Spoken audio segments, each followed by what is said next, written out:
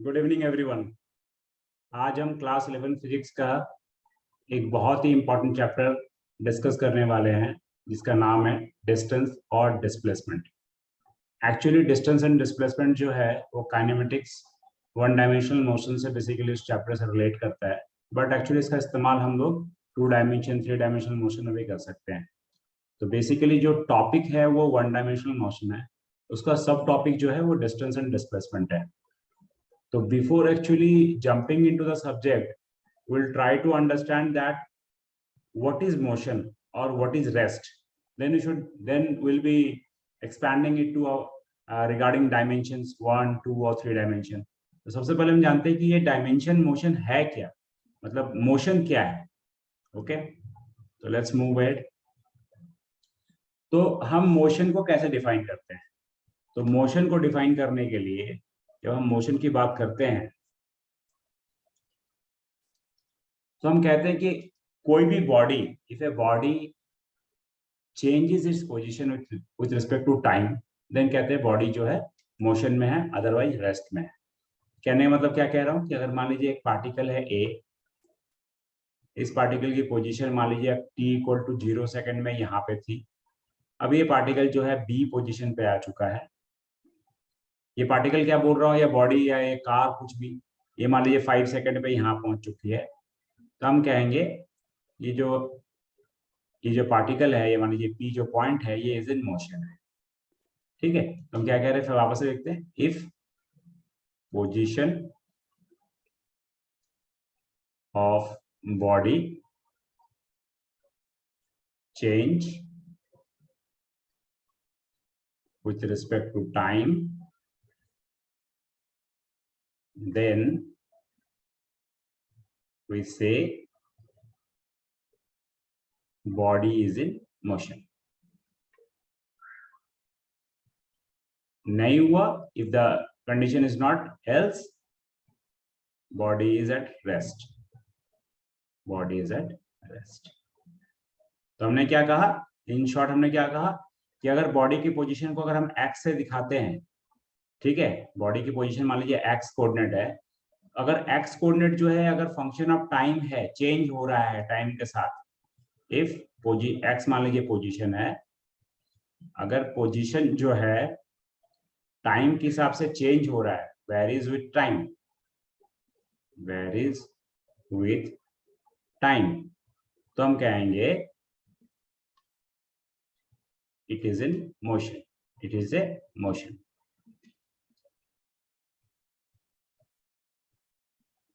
और अगर नहीं चेंज हो रही है, मतलब x की वैल्यू कांस्टेंट है, x की वैल्यू फिक्स्ड है, x इज फिक्स्ड,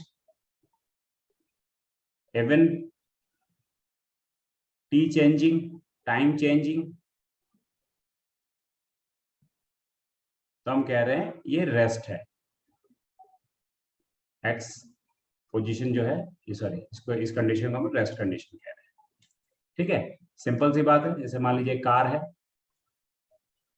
ये कार है, ये कार पहले यहाँ थी, ए पॉइंट पे थी, ये कार अभी बी पॉइंट पे आ गई। ठीक है, बी पॉइंट पे आ गई, तो हम कह रहे हैं यहाँ पर टाइम 0 था, यहाँ पर टाइम मान लीजिए 5 सेकेंड हो चुका है, तो हम कहेंगे जो ये कार जो है मोशन में है।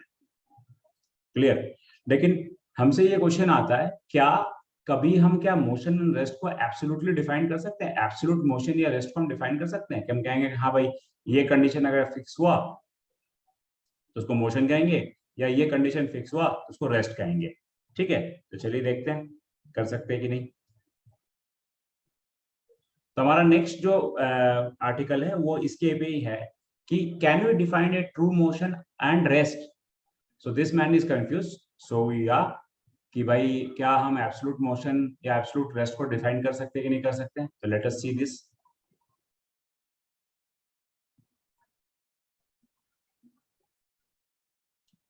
सी, अब ये आदमी जो ये कह रहा है आई एम एट रेस्ट, और ये कह रहा है ही is moving, I am at rest. ठीक है, तो इसको वापस से देखते हैं कि ये क्या कह रहा है। ओके, फिर से बढ़ाते हैं, देखिए ये आगे बढ़ गया, फिर से देखते हैं, समझने की कोशिश कीजिए। ओके, फिर से देखते हैं। चलिए अब एक काम करते हैं, हम बेसिकली जो अभी हमने मोशन का डेफिनेशन पढ़ा उसके हिसाब से क्या करते हैं, इस आदमी का एक कोऑर्डिनेट ड्रॉ कर लेते हैं। मान लीजिए ये ओरिजिन है, क्योंकि ये कह रहा है आई am at rest, he is moving, I am at rest, तो मैंने इसको ओरिजिन बना दिया। और ये डिस्टेंस मान लीजिए पहले की डिस्टेंस इसकी आदमी की डिस्टेंस थी यहां से यहां तक x0, जब टाइम की वैल्यू क्या थी 0। ओके, अब जो बेसिकली है, देखिए अब क्या हो रहा है, इसकी वैल्यू तो आगे बढ़ गई। तो अब जो है हम देख रहे हैं ओरिजिन से इसकी पोजीशन जो हो गई है, मान लीजिए हो गई है x, यहां पहुंच चुका है आदमी। तो अगर यहां पहुंच गया तो मान लीजिए यहाँ की टाइम हो गई t इक्वल टू मान लीजिए t सेकेंड। तो हम क्या देख रहे हैं कि x की वैल्यू जो है वो x0 से बड़ी है और टाइम की वैल्यू जो है वो t0 से बड़ी है। मतलब जैसे जैसे टाइम प्रोग्रेस कर रहा है, डिस्टेंस बढ़ रहा है, पोजीशन चेंज हो रहा है। ठीक है, तो हम ये कह रहा है कि he is moving I am at rest, right, because according to this person position of man in car changing with respect to time। तो इसका मतलब ये कह सकता है कि हाँ, ये जो है आदमी जो है वो मूव कर रहा है। मान लीजिए इसका नाम हम रख देते हैं जॉन, इसका नाम रख देते हैं मान लीजिए रॉन। तो मैं कह सकता हूं कि John is moving with respect to Ron. ठीक है, अब इसी चीज को वापस से देखते हैं। ठीक है, ओके, जॉन वापस से आ गया। अब मान लीजिए मैं ये कहता हूं, ये कहता है no I am at rest. तो अगर ये कह रहा है आई एम एट रेस्ट, तो इसका मतलब क्या हो जाएगा, अगेन हमें क्या करना पड़ेगा, अपनी पोजीशन की वैल्यू, अपना ओरिजिन की वैल्यू चेंज करनी पड़ेगी। तो मान लीजिए कि अब मैं एक ओरिजिन बना दे रहा हूं इसको, रॉन को। तो ये रॉन की ओरिजिन हो गई, ये मान लीजिए ओ डैश है। रॉन के हिसाब से जॉन के हिसाब से रॉन की पोजीशन तो ये होगी पहले। अब ये पोजीशन मान लीजिए जॉन के हिसाब से जो है एक्स नॉट डैश है। ठीक है, अब ये क्या है, मान लीजिए रॉन जो है मेरा,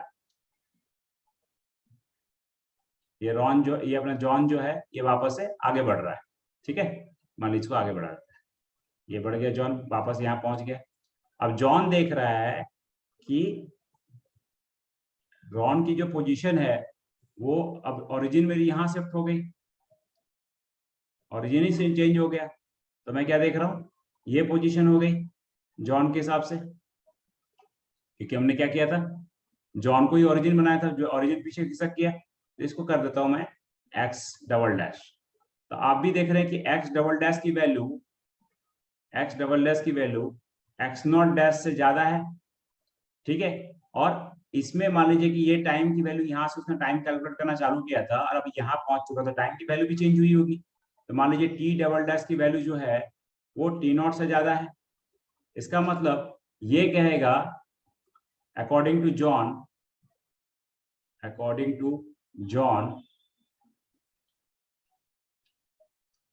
रॉन इज मूविंग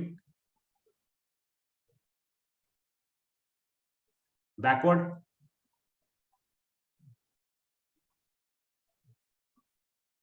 ठीक है, तो इससे क्या पता चल रहा है, इससे हमें ये पता चल रहा है कि in order to define a motion और rest, it is virtually impossible. एक आदमी एक पोजीशन से रेस्ट पे दिख रहा है जबकि दूसरे पोजीशन से वही इंसान मोशन में दिख रहा है। जैसे कि हम लोग गाड़ी में जाते हैं तो हम अपने पीछे देखते हैं कि बस के पीछे सारी की सारी पेड़ पौधे सब पीछे पार होते हैं, तो हमें लगता है कि पीछे वो भाग रहे हैं, इसका मतलब वो मोशन में है, हम रेस्ट में हैं। जबकि जो इंसान रोड पे रहेगा वो क्या देखेगा कि हम भाग रहे हैं, है ना। जैसे मान लीजिए हम बस में बैठे हैं और ये मान लीजिए पेड़ पौधे हैं, बस इधर जा रही है तो पेड़ इधर भागता हुआ दिखता है। तो पेड़ के बस के हिसाब से पेड़ पीछे जा रही है एंड पेड़ के हिसाब से बस आगे जा रही है। तो वापस हम इस क्वेश्चन पे आते हैं, can we define true motion and rest. तो हमारा आंसर क्या होगा, हमारा आंसर होगा no. We can never define true motion और रेस्ट। वाई, आगे जानते हैं।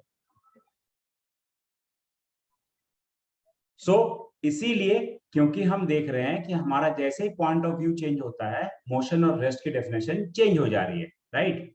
तो मोशन और रेस्ट की डेफिनेशन चेंज हो रही है, इसलिए फॉर एग्जांपल मान लीजिए ये अर्थ है, तो अर्थ में हम खड़े रहते हैं, ये मून है, ये सन है। तो हमें दिखता है जो सन है वो चक्कर लगा के ईस्ट वेस्ट टू ईस्ट जा रहा है, ठीक है। लेकिन इसके रिस्पेक्ट में क्या दिखता है कि आदमी आदमी जो है गोल गोल घूम रहा है। तो फ्रेम ऑफ रेफरेंस का क्या मतलब होता है? फ्रेम ऑफ रेफरेंस जो होता है आपका, वो होता है एक platform with respect to which with respect to which with respect to that we define motion और rest। अब आप सब पूछ सकते हैं, जब बेसिकली हमने मोशन का डेफिनेशन दिया था, तो मोशन का डेफिनेशन हमने बताया था कि मोशन का मतलब क्या होता है? Change of position with respect to time, ठीक है। तो जब भी मैं फ्रेम की बात करूंगा, तो फ्रेम का मतलब क्या है? अगर हम इसको ऐसे समझें, तो फ्रेम का मतलब it's a coordinate system. So for example मान लीजिए एक्स वाई जेड का एक कोऑर्डिनेट सिस्टम है, ठीक है, जो कि एक डायमेंशन को बताएगा, बाद में हम डिसाइड करेंगे डायमेंशन। और साथ में हमारे पास क्या लगी उसमें? घड़ी, टाइम, एक क्लॉक लगा हुआ है। तो फ्रेम ऑफ रेफरेंस को अगर हम ऐसे डिफाइन करते क्या कह सकते हैं? Frame of reference is a coordinate system for position with respect to time, ठीक है। साथ में क्या रहेगा? टाइम। मतलब जब भी हम बोलेंगे फ्रेम ऑफ रेफरेंस ड्रॉ करो, तो क्या ड्रॉ करोगे? बेसिकली आप ड्रॉ करोगे, कोऑर्डिनेट सिस्टम ड्रॉ करोगे और एक टाइम अटैच करोगे कि इस टाइम के हिसाब से अगर एक्स वाई जेड के वैल्यू में चेंजेस आ रही है, तो हम उसके हिसाब से मोशन या रेस्ट को डिफाइन करेंगे, ठीक है। तो ये कोऑर्डिनेट सिस्टम है, तो उसको याद रखिएगा। फ्रेम ऑफ रेफरेंस के बिना मोशन या रेस्ट को डिफाइन करना मुश्किल है। वापस से मैं बोलता हूँ, frame of reference is just a view point from where we define motion and rest. जैसे कि हमने पिछले अपने स्लाइड में देखा था कि जैसे जॉन के हिसाब से रॉन पीछे जा रहा है, रॉन के हिसाब से जॉन आगे जा रहा है, राइट। आगे बढ़ते हैं। अब देखिए इस चैप्टर में बेसिकली हम किस तरह का मोशन हम डिस्कस करने वाले हैं, वो बहुत इंपॉर्टेंट है। क्या हम हर तरह का कॉम्प्लेक्स मोशन डील करेंगे? अब नॉर्मली क्या होता है कि हम देखते हैं कि हमारे प्रैक्टिकल लाइफ में हम बहुत तरह के कॉम्प्लेक्स मोशन देखते हैं। कुछ कॉम्प्लेक्स मोशन को मैंने बनाने की कोशिश करी है, आप उसको देखें। जैसे मान लीजिए ये देखिए, लट्टू की तरह घूमा, टॉप की तरह घूमा, ऐसे ऐसे सर्कुलर मोशन में, फिर आया। ये देखिए दूसरा, एक बॉल जो है, एक बॉल को मैंने वापस से करता हूँ, एक बॉल को, ये देखिए बॉल गिर गया ऐसे, यहाँ से टपका। इस केस में देखिए बॉल सीधा नीचे आया, इस केस में देखिए बॉल सीधा आगे गया। ओके, तो इस केस में हम क्या देख रहे हैं? पहला वाला केस में हमने क्या देखा? पहले वाले केस में देखा कि टॉप है, इट्स अ टॉप, और ये टॉप जो है, ये हमारा टॉप जो है ये घूम रहा है, स्पिन कर रहा है। जब स्पिन करेगा तो हर एक जो पॉइंट है उसकी स्पीड अलग अलग होगी, वेलोसिटी की डायरेक्शन अलग अलग होगी। एनीवेज मैं ये टर्म्स जरूर यूज कर रहा हूँ, इस टर्म्स के बारे में बाद में बताऊंगा, ठीक है। तो ये एक कॉम्प्लेक्स मोशन है। इसमें भी क्या है, मान लीजिए बॉल को मैंने ऐसे ड्रॉप कर दिया, तो बॉल जो है एक बाउंस करके उछली, फिर बाउंस की, हो सकता है साथ में घूम भी रही हो, यू नेवर नो दैट। फिर ये नीचे रोल करते करते करते मान लीजिए नीचे आ गई। इस केस में क्या था? बॉल को मैंने जैसा टच किया, बॉल पहले यहाँ थी, सिंपल स्ट्रेट लाइन में नीचे आ गई, कोई चेंजेस नहीं। यहाँ पे बॉल क्या था? यहाँ पे था, सिंपल स्ट्रेट लाइन में वो यहाँ पहुंच गई, ना घूमी ना कुछ। इसमें क्या था? स्ट्रेट लाइन में गई, ठीक है। इसमें भी स्ट्रेट लाइन में, मतलब ये था falling freely under gravity, under gravity, इसमें क्या था, straight line motion, straight line motion. तो बेसिकली इस चैप्टर में हम इस तरह के मोशन को बेसिकली डील करेंगे। ओके, तो हमारा मेन एरिया ऑफ कंसर्न फिलहाल ये दोनों तरह के मोशन है, या तो मोशन अंडर ग्रेविटी या स्ट्रेट लाइन मोशन। अब स्ट्रेट लाइन मोशन क्या है एग्जैक्टली, फिर वापस उसको हम डिफाइन करेंगे, लेकिन फिलहाल आप समझिए कि हम फिलहाल कॉम्प्लेक्स मोशन हम डिफाइन नहीं कर रहे हैं, ओनली सिंपल मोशन डिफाइन कर रहे हैं। तो क्या मतलब है सिंपल मोशन का, क्या मतलब है कॉम्प्लेक्स मोशन का, उसको वापस से थोड़ा हम देखते हैं एक अपने अगले स्लाइड में। तो देखिए, कॉम्प्लेक्स मोशन और सिंपल सिंपल मोशन को हम बताने के लिए एक थोड़ा सा एक डायग्राम ड्रॉ करता हूँ, शायद आपको अंडरस्टैंड करने में आसानी पड़े। जैसे मान लीजिए एक कॉइन है, ये 1 रुपीज कॉइन, 1 रुपी कॉइन। इस कॉइन को मैंने इस सरफेस में रोल कर दिया, तो ये कॉइन जो है ऐसे जाएगी, ऐसे जाके फिर लास्ट में ऐसे ऐसे करके आपको मालूम होगा कि धीरे धीरे वो टिल्ट होती जाएगी, मतलब उसकी एक्सिस पहले ऐसे थी तो एक्सिस के अलोंग वो थोड़ा सा झुकती जाएगी और झुक के फाइनली वो गिर जाएगी कॉइन, राइट।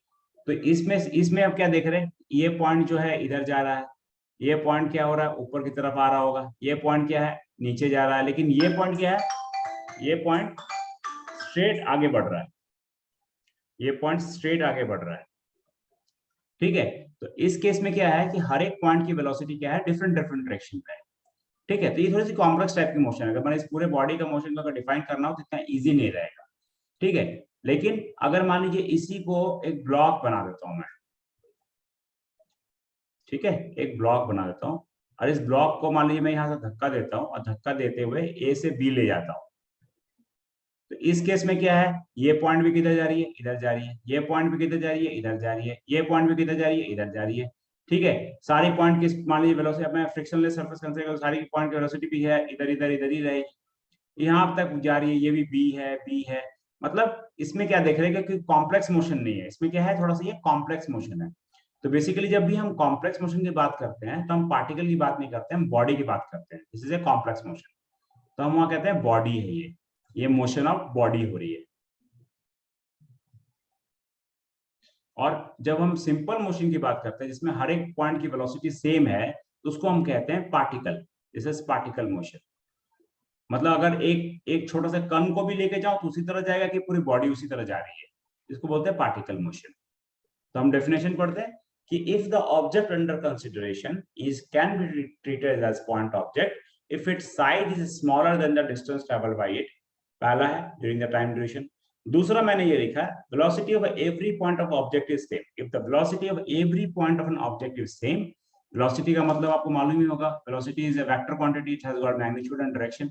तो अगर किसी भी ऑब्जेक्ट की वेलोसिटी सेम है हर एक पॉइंट की, इस पॉइंट, ये पॉइंट, ये पॉइंट, ये पॉइंट, ये कोई पॉइंट ले लीजिए, अभी सारे के सारे पॉइंट की वेलोसिटी अगर सेम है, मतलब मैग्नीट्यूड एंड डायरेक्शन में सेम है, तो उस पूरे पूरे जो बड़े से बॉडी को, या वो चाहे कितना भी बड़ा साइज का हो, उसको हम बेसिकली एक पार्टिकल की तरह कंसिडर कर सकते हैं या एक पॉइंट ऑब्जेक्ट की तरह कंसिडर कर सकते हैं। तो particle is nothing but the point object. Okay, clear. तो हम बेसिकली अभी जो है इस पर्टिकुलर चैप्टर में पॉइंट ऑब्जेक्ट के बारे में ही पढ़ेंगे। ओके, आगे बढ़ते हैं। अब हम आते हैं कि हम पढ़ क्या रहे हैं, basically what we are actually studying about, क्या पढ़ रहे हैं हम। तो हम पढ़ रहे हैं बेसिकली काइनेमेटिक्स। तो काइनेमेटिक्स क्या है आगे हम देखते हैं। तो काइनेमेटिक्स का मतलब क्या होता है, फॉर एग्जांपल मान लीजिए कि एक बॉडी है, इसकी पोजीशन चेंज हो रही है ए से बी। मान लीजिए ये एक बॉल रखा होता, ये अचानक से चल पड़ा और ये ए से बी तक आ गया। तो अगर ये अचानक से चल पड़ा तो आप क्या ढूंढेंगे, इसके पीछे कोई ना कोई कॉज होगा कि भाई कुछ तो होगा, या तो हो सकता है कि यहाँ से कोई एयर आया होगा, है ना, जिसकी वजह से ब्लो की वजह से आगे बढ़ गया हो, या तो हो सकता है किसी ने क्यू से धक्का मारा हो, ठीक है।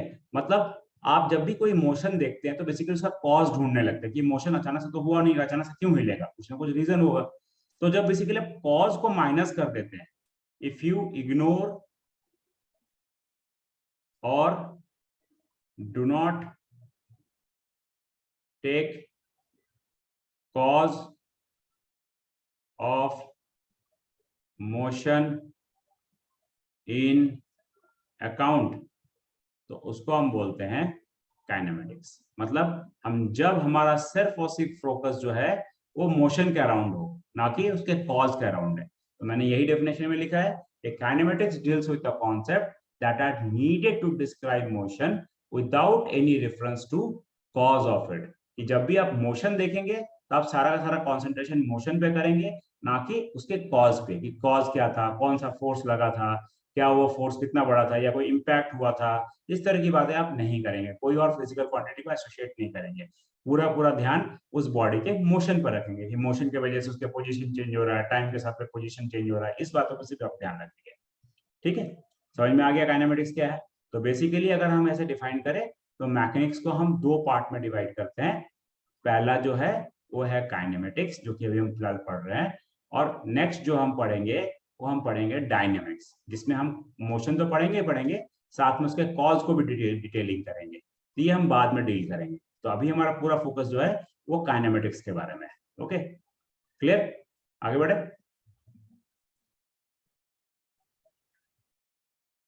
अब हम देखते हैं कि अगर एक किसी बॉडी का मोशन है, तो जब किसी का बॉडी का मोशन होगा तो हमने क्या बोला, इफ द लोकेशन और the position of the body is changing with respect to time, then we can say the body is in motion. तो जब हम मोशन की बात करते हैं तो पोजीशन चेंज होने का क्या मतलब है। अब देखिए, मान लीजिए फॉर एग्जांपल एक पहला डेफिनेशन में यहाँ लेता हूँ। मान लीजिए कि एक आदमी है, यहाँ से वॉक करता है and first time he takes this route. Okay, इस रूट से आता है। मान लीजिए ये रूट उसको 5 किलोमीटर का रूट पड़ता है अपने घर से मार्केट तक जाने में। ओके, सेकंड टाइम वो ये रूट पकड़ता है, मान लीजिए ये सिर्फ ओनली 2 किलोमीटर पकड़ता है, जिसको हम लोग बोलते हैं आम भाषा में क्या बोलते हैं, शॉर्टकट ले लिया उसने, स्ट्रेट लाइन, स्ट्रेट रास्ते में चला गया। ठीक है, तो ये अगर शॉर्टकट है उस सेंस में, देखिए शॉर्टकट मतलब स्ट्रेट लाइन ड्रॉ किया मैंने, शॉर्टकट में चला गया, ये थोड़ा सा एक्चुअल पाथ है। तो हम कह रहे हैं कि बॉडी का लोकेशन तो दोनों में चेंज हो रहा है, इसमें भी चेंज हो रहा है और इसमें भी चेंज हो रहा है। इसमें भी तुम्हारा बॉडी का लोकेशन पूरा 5 किलोमीटर चेंज होकर यहाँ पर आया, इस केस में बॉडी का लोकेशन 2 किलोमीटर चेंज होकर आया। तो इन दोनों लोकेशंस को हम फिजिकल टर्म में क्या क्या बोलते हैं, तो this is the actual path covered, actual path length. अब बोलेंगे सर एक्चुअल पाथ लेंथ क्यों है, ये भी तो पाथ लेंथ है। हाँ सही बात है, मान लीजिए ये रास्ता रहता ही नहीं, मान लीजिए इस रास्ते में एक ब्रिज था, वो ब्रिज मान लीजिए टूटा हुआ होता, तो आप क्या करते, मजबूरी में इसी रास्ते में आते, तो आपके लिए एक्चुअल पाथ लेंथ क्या होता, फिर ये होता, ये तो नहीं हो सकता था। लेकिन फिर भी शॉर्ट डिस्टेंस अगर करते हैं तो हम इसी को बोलते हैं शॉर्ट डिस्टेंस है, कि अगर ब्रिज बना होता तो मैं यहाँ से क्रॉस कर जाता, अगर नहीं बना होता तो मैं तैर के जाता हूँ या उड़ के जाता हूँ, जो कुछ भी करता। तो बेसिकली जब हम एक्चुअल पाथ लेंथ की और शॉर्टेस्ट डिस्टेंस की बात कर रहे हैं, तो ये जो है ये मेरा शॉर्टेस्ट डिस्टेंस है।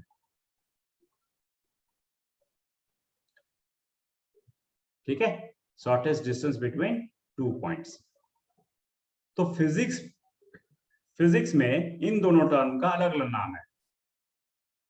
इसको हम कहते हैं डिस्टेंस, मान लीजिए अगर यही है, इसको कहते हैं हम डिस्प्लेसमेंट, शॉर्टेस्ट डिस्टेंस को। कि जब हम शॉर्टेस्ट डिस्टेंस की बात करते हैं तो शॉर्टेस्ट डिस्टेंस में ना केवल एक मैग्नीट्यूड होगा बल्कि एक डायरेक्शन भी होगा, for example this to this. तो अगर मान लीजिए वापस इसको ड्रॉ करें, जैसे मान लीजिए एक आदमी यहां था, वो फिर यहां गया, फिर वो यहां गया, मान लीजिए 2 किलोमीटर गया या 4 किलोमीटर गया, और फिर यहाँ पहुंचा, तो मैं पूछूंगा डिस्टेंस कितना है। तो आप देखिए कि ये 2 किलोमीटर पहले यहाँ ट्रेवल किया, फिर 4 किलोमीटर ये ट्रेवल किया, तो टोटल कितना ट्रेवल किया, टोटल किया 6 किलोमीटर। तो ये इसका हो गया डिस्टेंस। लेकिन अगर उसको शॉर्टेस्ट जाना हो तो क्या कहते हैं, हम कहते हैं कि ये रास्ता है आपको शॉर्टेस्ट जाने का। इस रास्ते के लिए क्या है, ये एरो भी दिखाएंगे। जब भी हम किसी चीज में एरो दिखाते हैं तो क्या बन जाता है, वो वेक्टर। तो डिस्प्लेसमेंट आपका ये हो जाता, अगर इसको हम पाइथागोरस से निकालते हैं तो 2 स्क्वायर प्लस 4 स्क्वायर होता है ना, तो दिख ही रहा है राइट एंगल ट्राइंगल में। तो इसीलिए अगर हम डिस्टेंस एंड डिस्प्लेसमेंट को ये करें, मान लीजिए कि ये कितना हो गया, ये हो गया 4 और ये हो गया 16, मतलब हो गया ये 20। तो 20 का रूट कितना होगा, 20 का रूट कहीं 4.5 के आसपास होगा। तो 4.5 जो है, मान लीजिए 4.5 जो है डिस्प्लेसमेंट है और 6 जो है डिस्टेंस है। तो क्या दिख रहा है, कि डिस्टेंस जो है नॉर्मली डिस्प्लेसमेंट से बड़ा ही है। अगर इसको डी लिखे और इसको एक्स लिखे तो हम ये कह सकते हैं कि डिस्टेंस जो है डिस्प्लेसमेंट से बड़ा आ रहा है, राइट।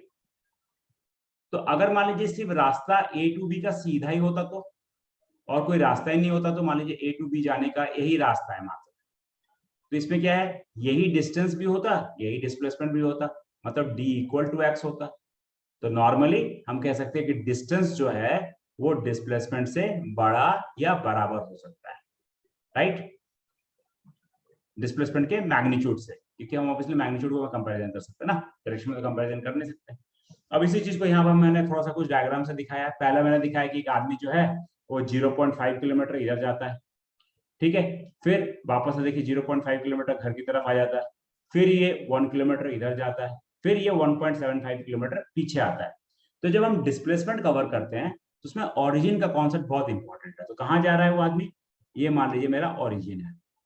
तो जब मैंने ये ओरिजिन ले लिया तो ओरिजिन के एक तरफ क्या होगा, पॉजिटिव, दूसरी तरफ क्या होगा, नेगेटिव। मान लीजिए ये डायरेक्शन पॉजिटिव है, तो ये x इक्वल टू क्या लिखेंगे इसमें, 0.+0.5, ठीक है।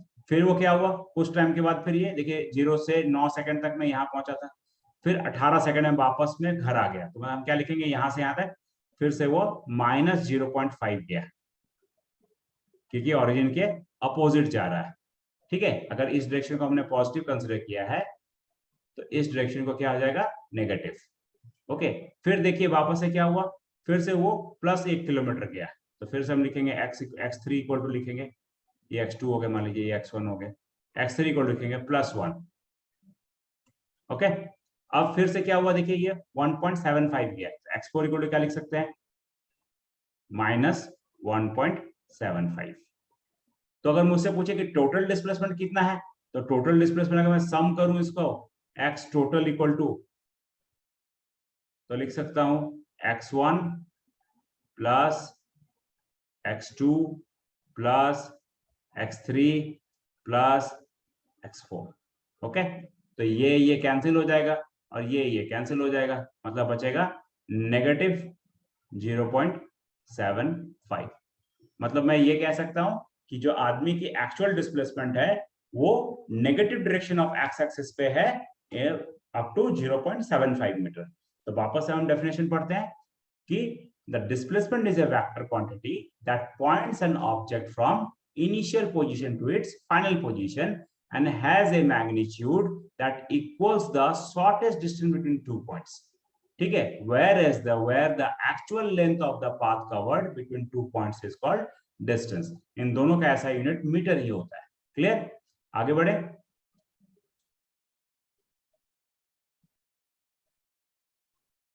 अब एक न्यूमेरिकल देखते हैं अंडरस्टैंड करने के लिए कॉन्सेप्ट को, बहुत सिंपल सा न्यूमेरिकल है। क्या कह रहा है, ए mountain climbing expedition establishes a base camp at 2 intermediate camps A and B. Camp A is 11,200 meter east and 3,200 meter above the base camp, and Camp B is 8,400 meter east of and 1,700 meter higher than Camp A. Determine the displacement between the base camp and Camp B. Okay, चलिए सबसे पहले मैं base camp बना देता हूँ। मान लीजिए मेरा बेस कैंप है, तो मेरा बेस कैंप क्या हो गया, एक तरह से ओरिजिन हो गया, क्योंकि वो कह रहा है ओरिजिन है। फिर मैंने क्या किया, इस डायरेक्शन को पॉजिटिव लिया, ठीक है, एकदम हमेशा फिक्स कर लीजिए ओरिजिन के कौन सा डायरेक्शन को आपको पॉजिटिव लेना है, ये फिक्स हो गया। अभी क्या कह रहा है कि बेस ए कैंप जो है वो 11,200 मीटर ईस्ट है। मान लीजिए ये ईस्ट है, ये वेस्ट है, ये नॉर्थ है, तो ये ईस्ट की तरफ गए कितना, ये हम गए 11,200 मीटर। फिर क्या कह रहा है, 3,200 metre above the base camp, मतलब यहां से 3,200 मीटर के पहाड़ी पे मेरा बेस कैंप नंबर ए है, ये मान लीजिए ए है, ए कैंप है। ये कितनी हाइट होगी, 3,200। अब ये क्या कह रहा है, camp B is 8,400 metre east of and 700 metre higher than camp B, camp A, ठीक है। तो यहां से यहां फिर वापस से कहां गया मैं, यहां से यहां पे वापस से जा रहा हूं मैं 8,400 मीटर ईस्ट, और हाइयर, हाईएस्ट कहां चला गया, 700 मीटर हाइयर। ओके, ये मान लीजिए मेरा कैंप ए है, सॉरी ये क्या कैंप है, ये कैंप बी है, ये कैंप बी है। तो क्या कह रहे हैं, मान लीजिए अब पहाड़ हो गया, पूरा ड्रॉ कर देते हैं अच्छा से। मान लीजिए ये मेरा पूरा माउंटेन है, ये माउंटेन है। ओके, तो ये कह रहा है कि what is the displacement between base camp and camp B. तो देखिए डिस्प्लेसमेंट क्या होता है, हमेशा था initial point and final point. तो इनको मैं जोड़ देता हूं। अब इनको जोड़ रहा हूं तो देखिए यहाँ कितनी एक्सेस आ रही है, यहाँ आ रही है x axis and y axis.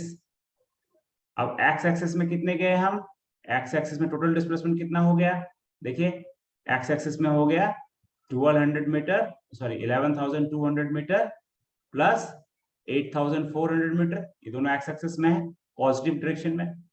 तो एक्स कितनी हो गई, एक्स हो गई ये 4, 16, 9, 19, 16, 600 मीटर। ठीक है, अब y में कितना हो गया, y में देखिए पहला ये भी पॉजिटिव y है, ये भी पॉजिटिव y है, तो y में पहला हो गया 3200, अब फिर 1700, तो कितना हो गया 3200 और 1700 कितना हो गया 4900।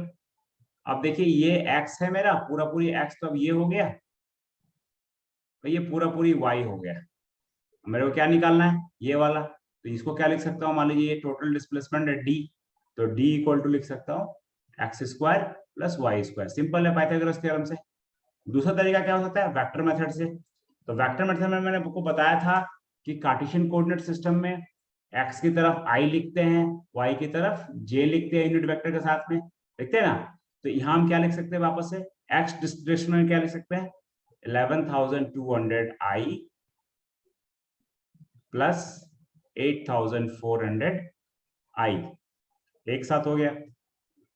y की तरफ क्या लिख सकते हैं 3,200 j पॉजिटिव है एंड 1,700 j। अब इन दोनों को मल्टीप्लाई किया, इन दोनों का क्या निकालना है मैग्नीट्यूड। तो क्या हो जाएगा, अगर वेक्टर ये वेक्टर x है, ये वेक्टर y है, वेक्टर नेट वेक्टर कितना हो गया r equal to x plus y.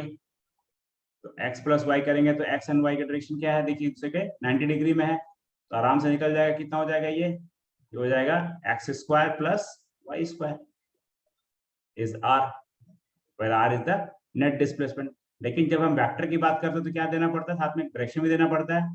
तो हम सिर्फ डिस्प्लेसमेंट को सिर्फ मैग्नीट्यूड में नहीं मान लेंगे, इसकी मैग्नीट्यूड x निकल गई, ठीक है, तो यही नहीं दे सकते है ना, तो इसका डायरेक्शन ही बोलना पड़ेगा। डायरेक्शन कितना हो गया tan थीटा इक्वल टू क्या लिखना पड़ेगा, tan theta equal to y by x. Theta equal to हो गया tan inverse y by x, this is theta. Okay, clear? So this is the way that we can calculate displacement and distance. Clear? आगे बढ़े।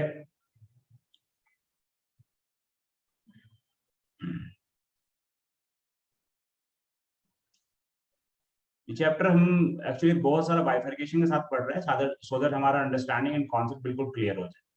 Okay, now मैं बार बार कह रहा हूँ 1 dimensional motion, 2 dimensional motion and 3 dimensional motion. तो पहले हम जानने की कोशिश करते हैं कि डायमेंशनल मोशन होता क्या है, क्योंकि बहुत सारे लोग जिन्होंने हमारा वेक्टर का क्लास नहीं देखा, काइंडली मैं उनको रिकमेंड करूंगा कि हमारे वेक्टर का क्लास को देखें, so that they should also understand the concept.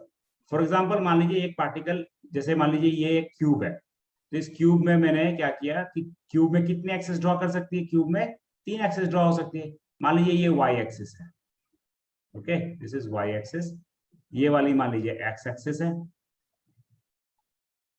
और ये मान लीजिए जेड एक्सिस है।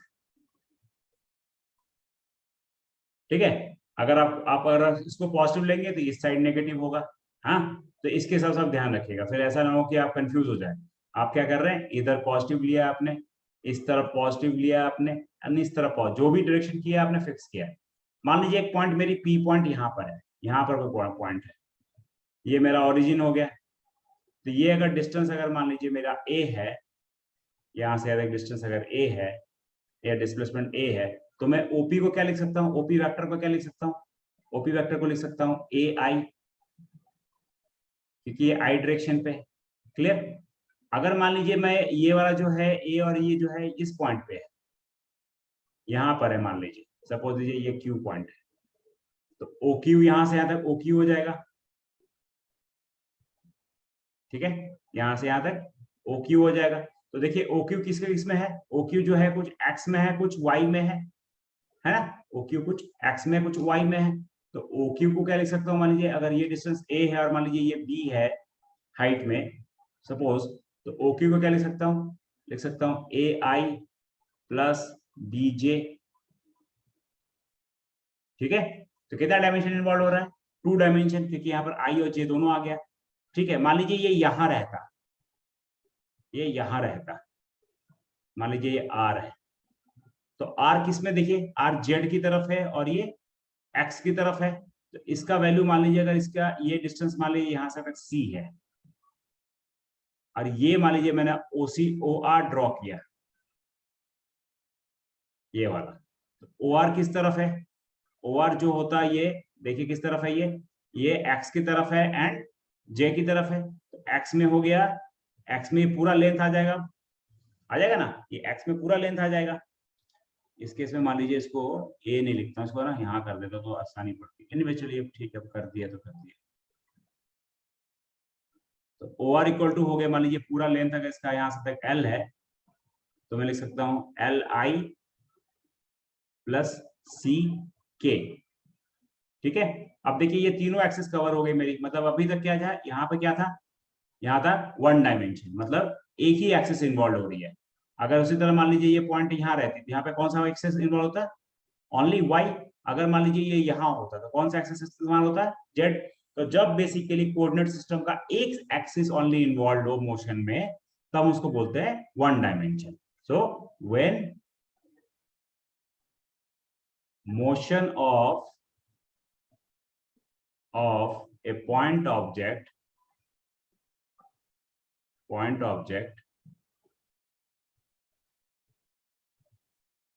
is restricted to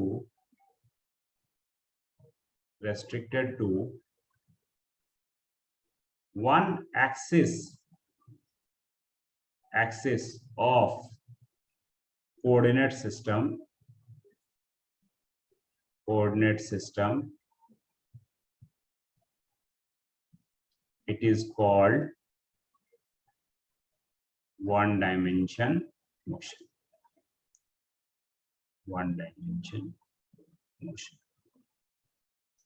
clear.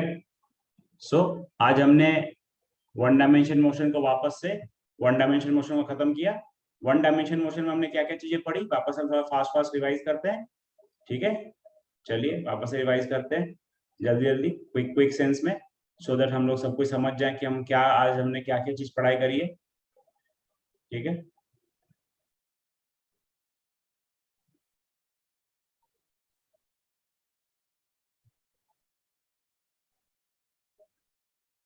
ठीक है, चलिए आगे बढ़ते हैं। तो हमने पढ़ा मोशन अनरेस्ट को क्या बोलते हैं। मोशन अनरेस्ट बेसिकली तभी होगा जब बॉडी की पोजीशन टाइम के हिसाब से चेंज करेगी। अगर बॉडी की पोजीशन या पार्टिकल की पोजीशन टाइम के हिसाब से कांस्टेंट रहती है, चेंज नहीं करती है, तो हम उसको रेस्ट कहते हैं। फिर हमने नेक्स्ट क्वेश्चन पूछा क्या मोशन अनरेस्ट को डिफाइन करना आसान है, तो हमने कहा कि नहीं, मोशन अनरेस्ट को डिफाइन करना आसान नहीं है, क्योंकि हमने यहाँ देखा कि एक बॉडी जो है जब जिस फ्रेम ऑफ रेफरेंस आप बेसिकली मेजर करते हैं उसके हिसाब से बॉडी की पोजीशन एंड टाइम अगर चेंज होती है, तो अपने अपने फ्रेम के रेफरेंस के हिसाब से एक इंसान रेस्ट में भी हो सकता है, एक इंसान मोशन में भी हो सकता है। लाइक जैसे मैंने कहा रॉन जो है मान लीजिए अगर रॉन के हिसाब से मेजर करूं तो रॉन के हिसाब से जॉन मोशन में था मेरा, लेकिन अगर मैं जॉन के हिसाब से रॉन को मेजर करूं तो फिर रॉन मुझे मोशन में दिखेगा बैकवर्ड डायरेक्शन में। ठीक है, फिर हम आगे बढ़ते हैं। फिर हमने कहा कि फ्रेम ऑफ रेफरेंस क्या होता है, तो फ्रेम ऑफ रेफरेंस का मतलब होता है आपका व्यू पॉइंट, आप कहां से बेसिकली मोशन या रेस्ट को ऑब्जर्व कर रहे हो। तो जब भी मैं आपको फ्रेम ऑफ रेफरेंस बोलूं तो क्या होना चाहिए, पोजीशन ऑफ बॉडी चेंज होनी चाहिए, किसके हिसाब से, टाइम के हिसाब से। तो बेसिकली जब भी मैं फ्रेम ऑफ रेफरेंस की फिजिक्स में बात करता हूं तो बेसिकली इट्स अ 3 एक्सिस, क्योंकि हम जानते हैं कि मोशन जो है या तो 1 या तो 2 या तो 3 डायमेंशन में होगी। तो 3 एक्सिस हम लेते हैं और साथ में उसका एक टाइम अटैच कर देते हैं, टाइम ऑफ पोजीशंस को मेजर करने के लिए। ठीक है। तो frame of reference is nothing but the view point of your measurement of defining motion और रेस्ट। ओके, फिर हम आगे बढ़ते हैं कि हमने यहाँ पर कितने तरह के मोशंस देखे हैं। तो हमने देखा कि जो प्रैक्टिकल लाइफ में बहुत तरह के कॉम्प्लेक्स मोशंस होते हैं, जिसमें बॉडी जो है अलग अलग तरह के घूमती है। जैसे ये टॉप जो है अलग तरह से घूम रहा था, ये बॉल गिरने के बाद नीचे आया, ये बॉल स्ट्रेट आया और ये बॉल स्ट्रेट गया। तो हमने कहा फिलहाल हमारा जो मोशन है वो स्ट्रेट लाइन मोशन को डील करेगा ना। स्ट्रेट लाइन मोशन को डील करने के मतलब क्या हो गया, हमने ये कहा कि नॉर्मली जब एक बॉडी बेसिकली घूमती है या कोई दूसरा कोई कॉम्प्लेक्स मोशन होता है, तो बॉडी के हर एक पोर्शन के जो पॉइंट्स होते हैं उनकी वेलोसिटी डिफरेंट डिफरेंट होती है। लेकिन फिलहाल हम बेसिकली उसी तरह की मोशंस को डिफाइन करने की कोशिश करेंगे जब पार्टिकल का मोशन जो हो, जब बॉडी का मोशन ऐसा हो कि उसका सारे के सारे जो पॉइंट्स का वेलोसिटी सेम हो। एंड वेलोसिटी सेम का मतलब डायरेक्शन भी सेम हो और मैग्नीट्यूड भी सेम हो। मतलब उस तरह के हम ऑब्जेक्ट को क्या बोलते हैं, पॉइंट ऑब्जेक्ट। ठीक है, फिर हम आगे बढ़ते हैं। फिर हमने ये पढ़ा कि भाई काइनेमेटिक्स क्या है। तो जब बेसिकली कोई बॉडी मूव करती है तो बेसिकली उस बॉडी के पीछे में कुछ कॉज होता है मूवमेंट के लिए। तो अगर हम कॉज को फिलहाल इग्नोर करें एंड सिर्फ मोशन पे कॉन्सेंट्रेट करें, तो हम बेसिकली फिजिक्स के काइनेमेटिक्स ब्रांच को डील कर रहे हैं।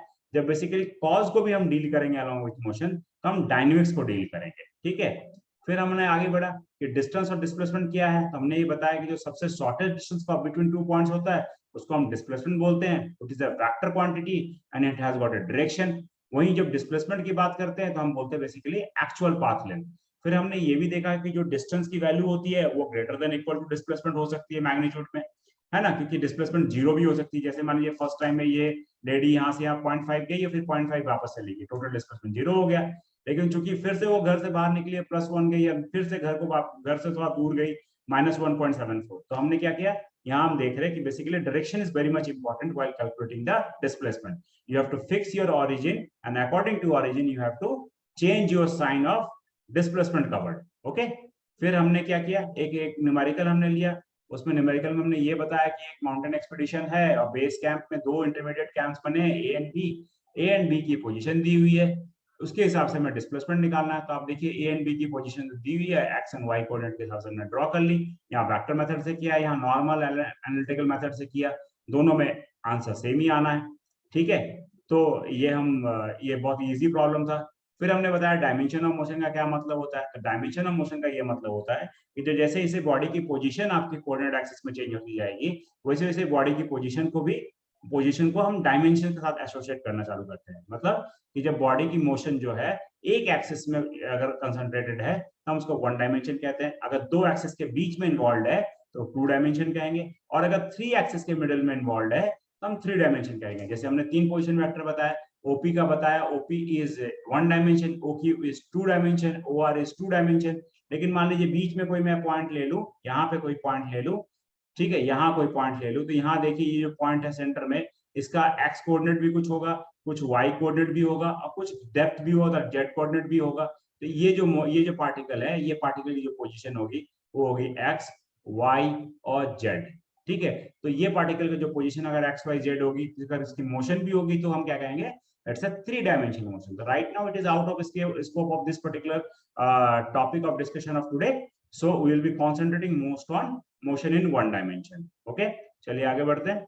So now this is the completion of the first subtopic of kinematics, that is distance and displacement. इसके बाद के टॉपिक में हम पढ़ेंगे velocity एंड स्पीड के बारे में पढ़ेंगे, एवरेज स्पीड के बारे में पढ़ेंगे, एवरेज वेलोसिटी के बारे में पढ़ेंगे, इंस्टेंटेनियस वेलोसिटी के बारे में पढ़ेंगे, इंस्टेंटेनियस स्पीड के बारे में पढ़ेंगे। So stay tuned and once again मैं आपको रिक्वेस्ट करना चाहता हूँ, kindly subscribe our channel and do more and more share and to your friends so that they also get benefited from the material that we are providing on our channel. At the same time मैं आपसे वापस से request करता हूँ कि हमने एक Telegram channel बनाया है जहां बेसिकली हम फ्री सेशन देते हैं, Q&A सेशन देते हैं, लाइव सेशन देते हैं। आप उस चैनल को भी ज्वाइन कर सकते हैं और आप उसका मैक्सिमम बेनिफिट ले सकते हैं। So with this note I am finishing the topic of distance and displacement for today. Will meet in the next topic of kinematics as I told, like velocity and speed and instantaneous speed, instantaneous velocity, इसके बारे में पढ़ेंगे।